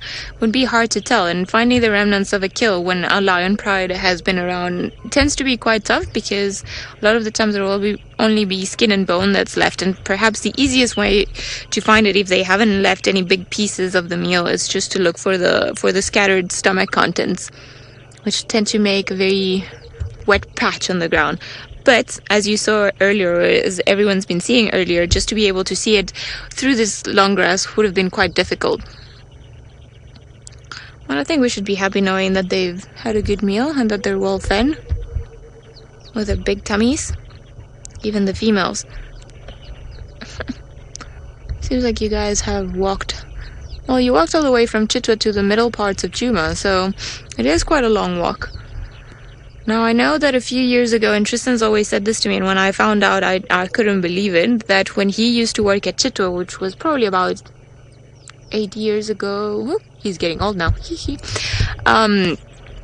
the Styx Pride was actually the dominating pride of Djuma, and they could be found all around the central parts of Djuma, and this is in sort of the year that I've been exposed to safari life. This is only the second time where I've seen the sticks on Djuma. I had them last year during the winter time close to Treehouse Dam, and then today just on close to Twin Dams on the eastern side. So I wonder if perhaps they're going to start pushing a little bit further into this territory. Maybe they've just come for a recce mission.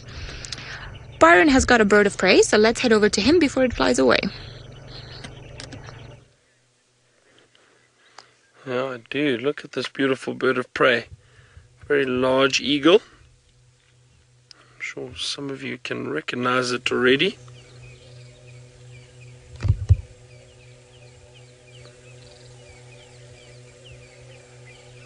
This is a beautiful tawny eagle. Feathers look a little ruffled. They do vary in color somewhat. But this is a tawny eagle.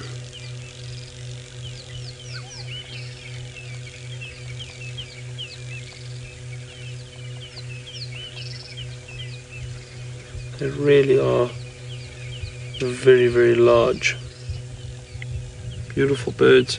I do enjoy these raptors so much.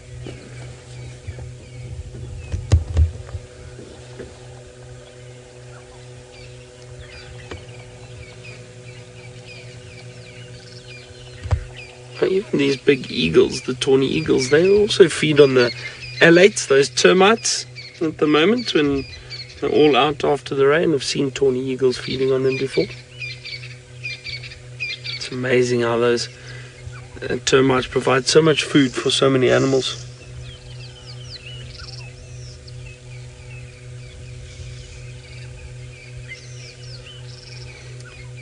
like this eagle's head was put on the wrong way. It's turned quite far back. It was turned even further earlier. It's amazing how they're able to turn their head around like that. Very, very alert, constantly watching. Their eyesight is amazing. So they'd be able to see potential food from quite a distance away. Although, funnily enough, the tawny eagles do actually scavenge quite a lot.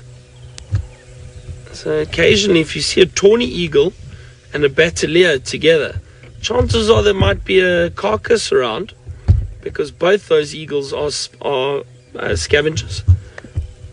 And very soon afterwards, you may start seeing the vultures arrive.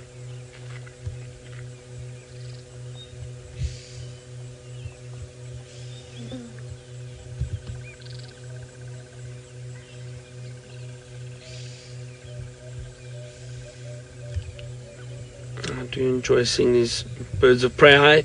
When was it? Was it beginning of January or so? I stopped by a bird sanctuary. It's in Delstrom, an area part of South Africa, probably about it's about 2 hours from here, more or less. Maybe a little bit more, 2.5 hours from here.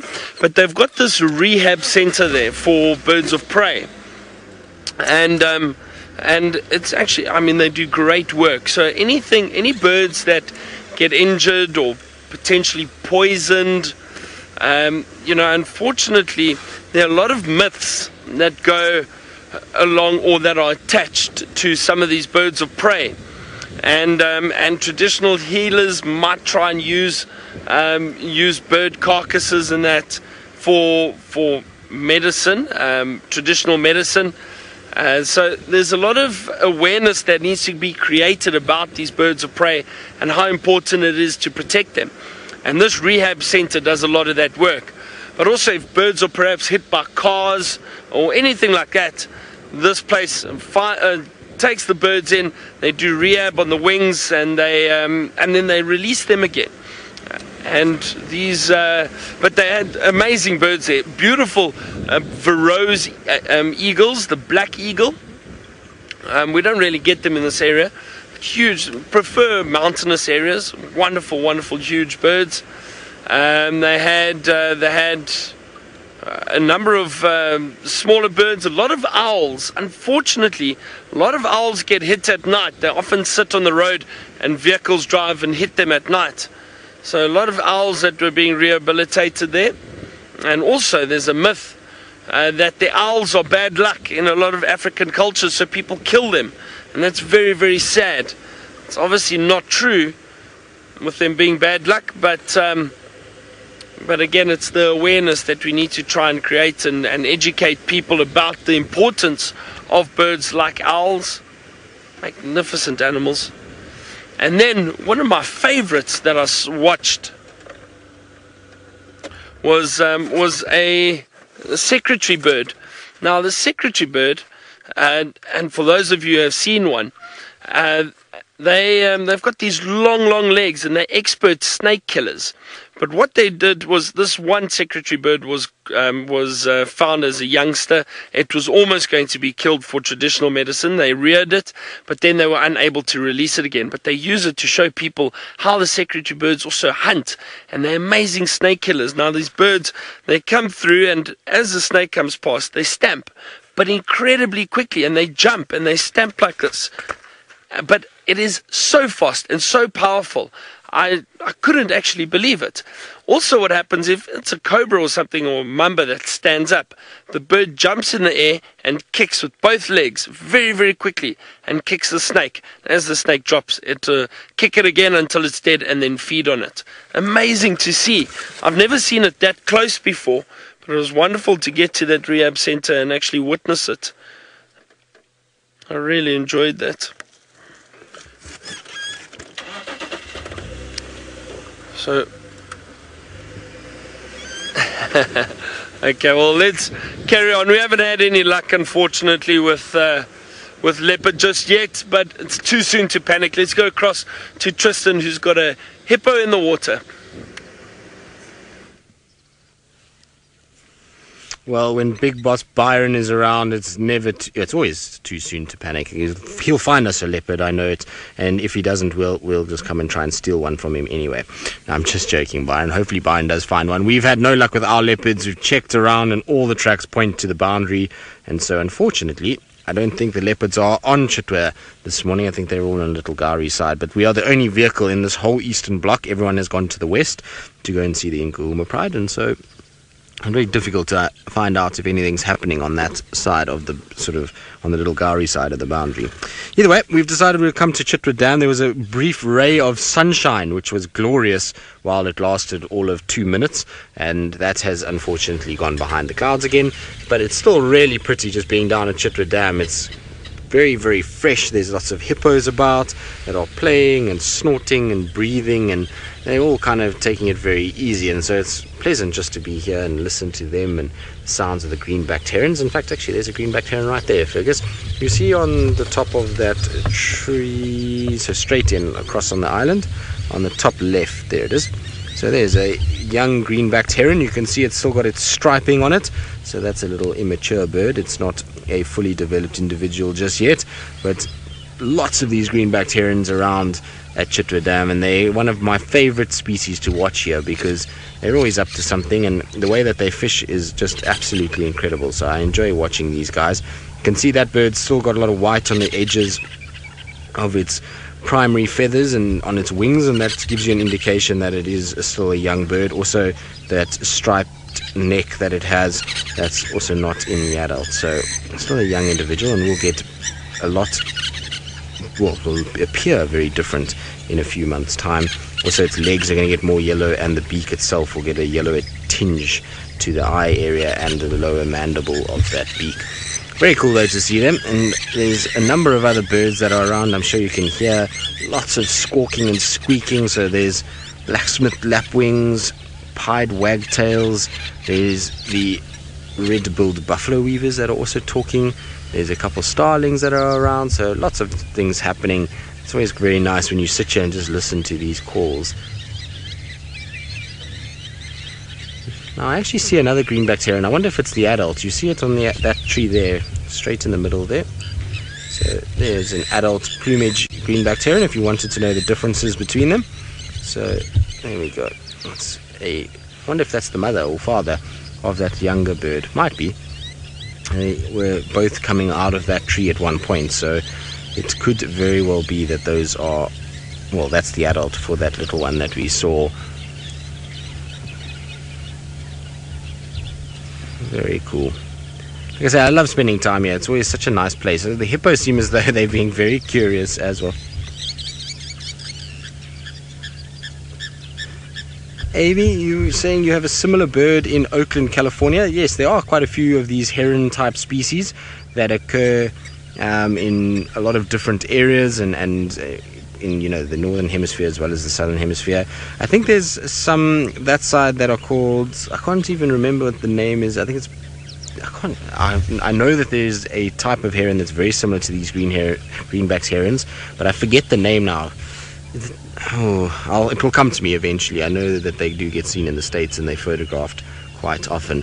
But what's intriguing is the hippos at the moment. So while our bird has kind of got its back to us, the hippos are coming closer and closer as if to come and investigate us and just to see what we're up to. So you see there's some of the young ones. They're all kind of venturing step by step towards us, and they are watching what we're doing, and it's all young hippos. None of those are adults. They're all youngsters that are playing and just having a general good time, and probably why they're coming closer is that they're a little curious. They want to know what this big object is on the bank, and that's making so much noise with its tail up in the air. We're almost like a massive overly sized warthog, I would imagine, to a lot of the animals. They must see us in that fashion with the, like I say, with the antennas up. And so one hippo in particular, that one that's in front at the moment, is the one that kind of keeps looking at us and really sort of paying attention to what we're doing. There's a little baby that's in there, and I'm sure lots of games are happening underwater at the moment. They're kind of pushing and shoving each other, and you can see they're popping out in between one another. It's very cute. Robin, the depth of this waterhole is a little deceiving in places. So it is a massive, massive waterhole. It's not exactly small in any way, shape or form, but this area where these hippos are now is actually very shallow. So when we had the drought here, just prior to the kind of real sort of heavy drought period, this dam was actually at its lowest. And where there's a fallen over tree or a dead tree, I don't know if you can show where that is for me. So where those hippos are now, you can see they're kind of there, and there's that dead tree that I'm talking about, which you can see has taken a hit by something and is actually at a skew angle. It was straight at one point, but the water ended on the left side of that dead tree. So you can see there's a lot of water now around it, but that was actually where the dam ended. And from there to where we are is a very gentle slope, so it's not too deep up into that point. That area there is why the hippos spend time here, is because they can sit on top or on the bottom and still have their heads above water to breathe. So there is not very deep at all. It's probably, I would say, no more than a meter deep all the way to that tree. But if you come out to the left hand side of this water hole and you start scanning across, and you go across to the left of this island that we have, so that goes towards the lodge, and then there's the left of the island. In the middle there is the deepest part of the dam. Now, as far as I understand it, if this dam is full and is at capacity, the owner of Chitwa is telling me that it can be close to 15 meters deep at capacity in that section there. So it's why you very seldom see any hippos hanging around in that area. You very seldom see the elephants swim in that section. It just gets far too deep around there for anything to actually move around, and it's a haven for catfish and all kinds of other things in that section. You can actually see quite a few sort of fish that are breathing air on the surface there. Those are those ripples that are breaking the surface every now and then. So that's kind of the depth of it. It's about 15 meters in the deepest part when the dam is quite full. At the moment, the dam is, I would say, at about maybe 65-70% full, and so you probably find it's not quite that deep as it stands. But lots of hippos here. I think there's more hippos than normal, actually. I'm just trying to count all of them at the moment, but it looks like a lot more than we normally see in this area. It seems as though there might be a few new additions to Chitwa Dam. Maybe with the increased volume of water, it's allowed for more space for some others to creep in. Right, I'm going to sit at Chitwa Dam a little bit. I'm going to go exploring, see if I can find us maybe some of the crocs, see what other birds are lurking around. Always good time for birding after a bit of rain. And so we'll do that. And talking about birding, I believe Byron has found himself another bird of prey. I do. There are 3 vultures sitting in this tree, this dead tree. Now, I don't think it's because there's a potential kill around that they might have fed on. I think it's just a nice big tree with open branches for them to roost in for the night, and they are waiting for the day to warm up, where they'll probably catch some thermals, start flying around and looking for food. White-backed vultures.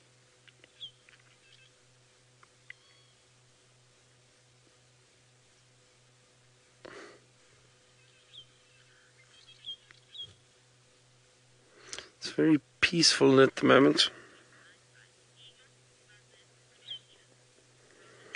Robin, I think it's actually vultures with the better eyesight.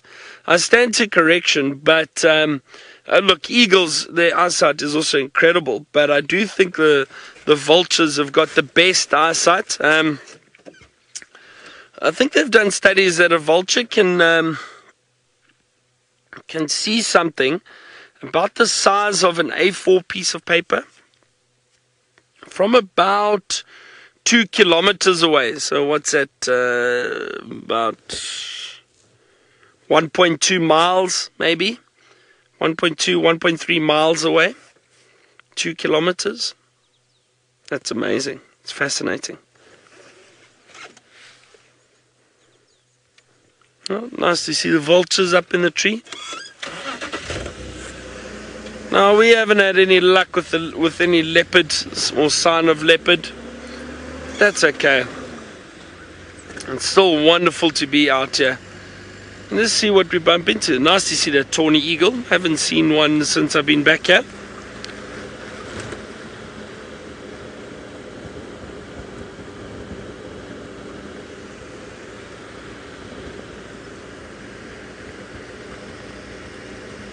Okay, you asked the biggest bird of prey in the area. Well, I suppose the vultures, they considered scavengers. The biggest bird of prey that actually hunts for itself, I would say, is probably the martial eagle. Just trying to think in height-wise, we do get secretary birds in the area. They're very tall. But I would say the martial eagle is the biggest. I'm just trying to think what else. Martial eagle probably. I'm trying to think because I was reading about these birds the other day, and just the size. So I think the three largest eagles that we have in Africa are the. Sorry, there's a vehicle coming. Let me just move out the way quickly so it can get past. I wonder if this is our American friend, Jared. VM, do you recognize the vehicle? It looks like Jared. I wonder if it's Jared. It is indeed. It is indeed. This is our tech guy, everyone. This is Jared. Morning, Jared. Morning, guys. How's it going? All fixed? Everything sorted? Everything's good, guys. Fantastic, fantastic. Enjoy. So that's Jared, for those of you who haven't seen him before. Okay, getting back to the birds, so I don't wonder, he probably had to go fix something somewhere. But the three largest birds, eagles that we have, would be the crowned eagle, the black eagle or the Verreaux's eagle, and the martial eagle. Now I'm trying to think, I think height-wise, I think it's crowned eagle, Verreaux's eagle, and then martial eagle. But I think actual size of the bird and weight, I think, let me double check before I make a mistake here. But I think, let's just check the martial eagle. Martial eagle is about 4 kilograms, which is really heavy. And I think the black eagle might be slightly heavier. Let's check. No, black eagle 3.7 kilograms. And then the crowned eagle, I think, is 3.6 kilograms. So martial eagle, black eagle or Verreaux's eagle, and then crowned eagle. Those are the biggest that we have. I think the tawny and those birds, I mean, they're really big too. But let's just see. A tawny is only 1.9 kilograms. So that big tawny eagle that we saw only gets up to about 1.9 or 2 kilograms. So imagine a big martial eagle weighing double that. That's amazing. Really, really is amazing. So those would be the biggest birds of prey, I suppose you could say in this area.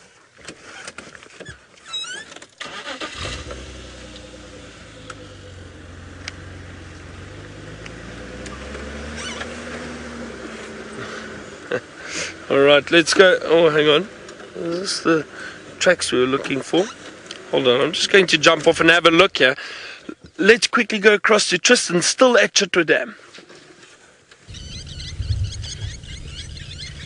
Well, we had our crocky out of the water, but it's just quickly gone in and submerged itself, and now we can just see its head. But it was really cool. It was walking on the bank and walking along on land. It's very, very cool to see them when they do that. But it looks like Vlad, this is the biggest of the crocodiles here in Chitwa Dam, and it was taking a little nap quite far out of the dam, which is interesting because the sun's not exactly out, so I didn't expect it to be that far. I wonder if maybe it's been using a different area, and just there's another little water point that's filled up a little bit behind this section, and so I wonder if it's been lying in there and just seeing if it can